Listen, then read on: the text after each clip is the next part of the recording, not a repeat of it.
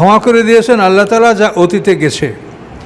অমান আদা, অতঃপর যে আবার ফিরে আসে এই অন্যায়ের দিকে, ফায়ান তাকিমুল্লাহ মিনহু, আল্লাহ প্রতিশোধ গ্রহণ করবেন তার থেকে।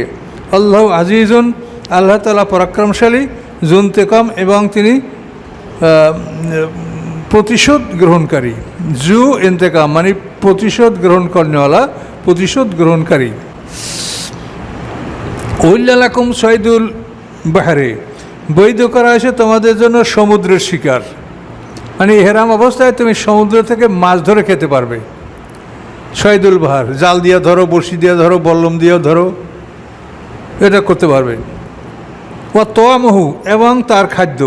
এই তোয়ামু হলো তার মৃত মাছ। সৈদুল বাহার আর তোয়ামু দুইটা জিনিস পৃথক করে আল্লাহ বলছে। সৈদুল বাহার হলো জ্যান্ত মাছ শিকার করতে পারবে, আর তোয়ামু সমুদ্রে